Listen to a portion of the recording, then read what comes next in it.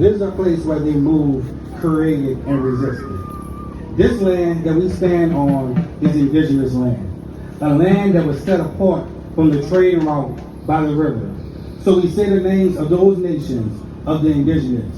We say the Homa, the Chippewa, the Tunica, the Biloxi, the Choctaw, the Chocpatulas, the Caddo, the Natchez, and the Essequibo. We give honor to these people who tended this land, who lived on this land, who bled on this land, and who was here before anyone was here in the swamp. Now we move to a sacred space, and that sacred space is of the waters and of the river, and as the river connects to the Gulf, invaders came. They came not for righteous motive, they came to exploit resources, to exploit the land, the Spanish, the Portuguese, the Dutch, the British, come to land that wasn't their own. Come to land that they didn't even pay for, Mama Freddie. I don't think the indigenous ever got checked. They came here to this land to conquer. And because they needed people to carve out a new way in a new city and a new civilization in this land, that they went and enslaved others.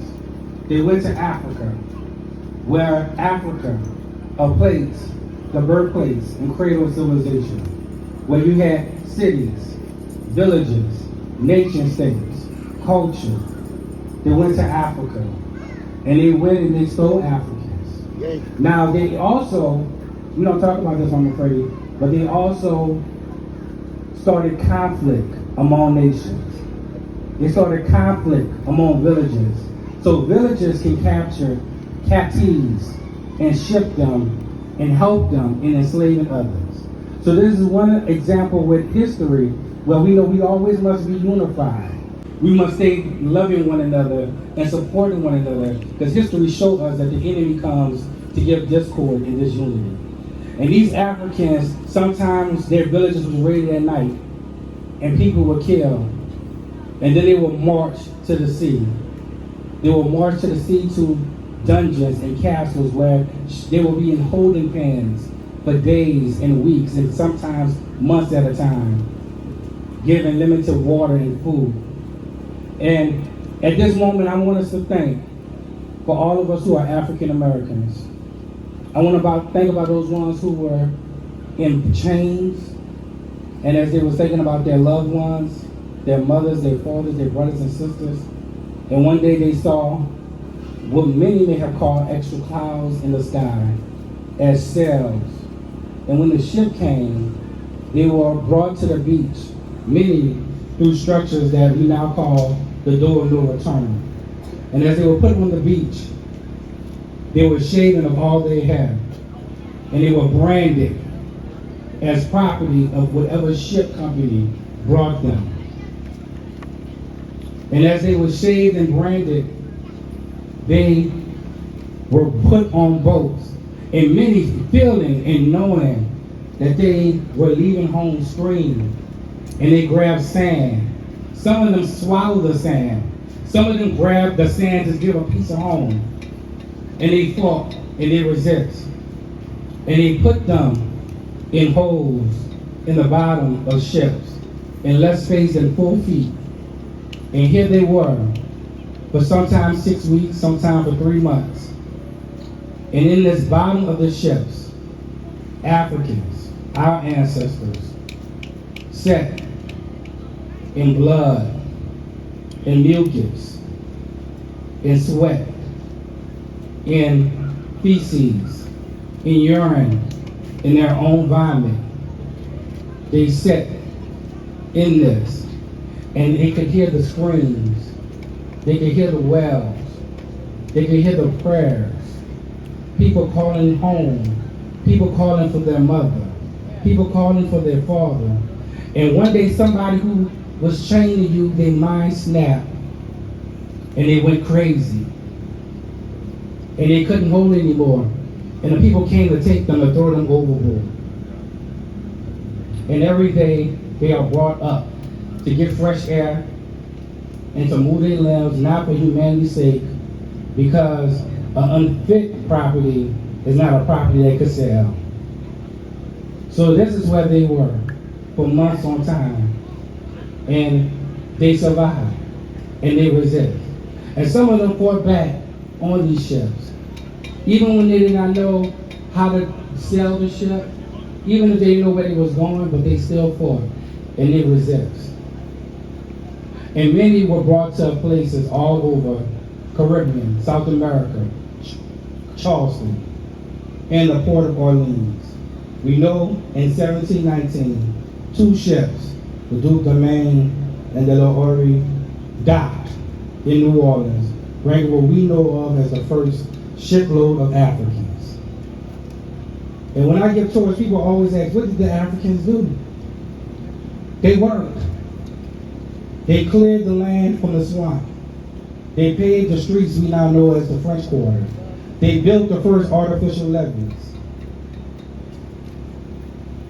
They worked. They helped plant indigo. They grew rice in the bayous. And they worked, and they worked, and they worked.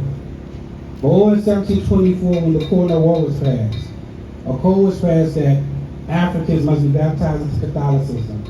And because the French was going to recognize their own faith, they would allow these Africans to come to celebrate. Now, if you have Mama Freddie Evans' book, you'll know that even though we're here in Congo Square, the Africans gathered in Algiers on the levee. They even gathered in Jackson Square. They drummed anywhere they could drum. They resisted. They spoke their language every time they could get to. They planted their own food, black-eyed peas, okra, yams that we now know as sweet potatoes, but sweet potatoes and yams, yams are sweet potatoes, but sweet potatoes, you know. Get a little confusion. But we're going to go ahead and call it sweet potato yam. And they cooked the food how they wanted to cook the food. And they resist. And then they came out with what's a wall on rampart. As in French, rampart means wall or fortress. And that wall separated the city and protected the city from attack. And it came to the last piece of dry ground that was connected to the trading post that the indigenous people call Boubancha, that we call the Vieux Carré of the French Quarter. Now this square is not just Congo Square. Congo Square extended all the way down to Basin until it touched this water or the swamp. And all the land stretched back. And they came to this grassy field known as Congo Square, and they resisted. And they resisted. And they resisted. So here we are here to celebrate them here in Congo Square and talk about their resistance. Thank you, Malik. Good morning. Malik has brilliantly brought us to this space. And I don't know if you noticed, but he used the word move a lot because our theme this year is polyrhythmic movement. And I want you to know that when the enslaved Africans and some who were free came to this place, they came here on the move. They came here from uptown, downtown.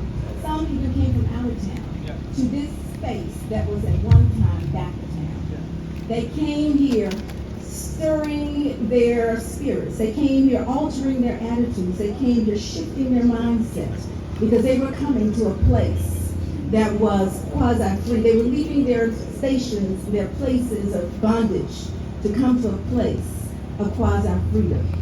They were leaving their stations and their places of serving their owners to coming to celebrate their culture. They were moving. And as Malik said, the slave traders had severed them from their homelands, had separated them from their families, had taken, changed their names, had even stripped them of their possessions. Because when they were forced aboard those ships, they did not have on clothing. All right?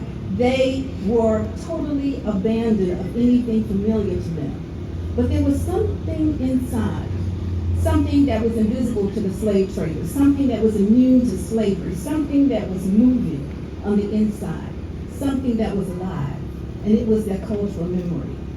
In that memory was their dances, their songs, their languages, their foodways, their marketing traditions, their religious practices, and they were able to revive that memory right here in this space, in Congo Square.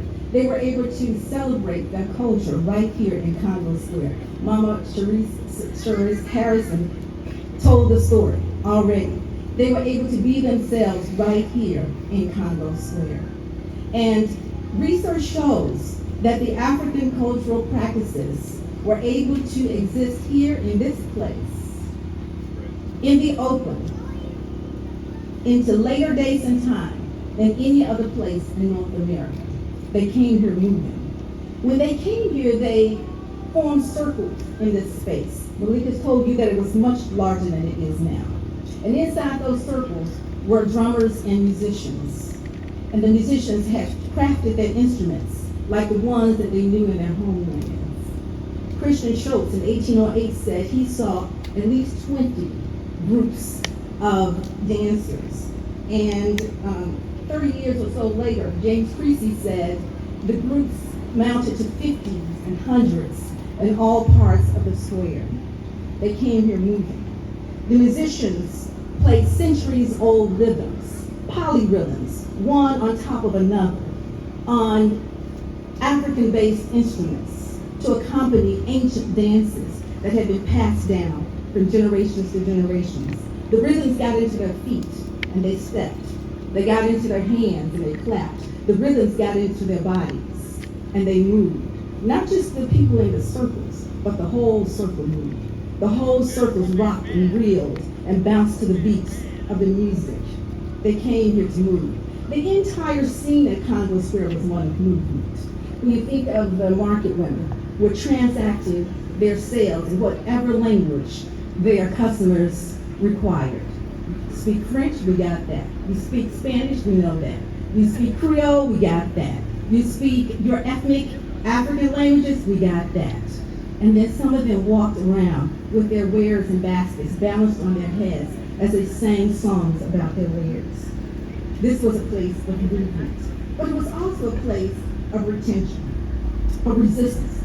The fact that the gatherers persistently perpetuated their traditional practices generations after generations in this place means that they resisted the new ways of the new world. They resisted assimilation.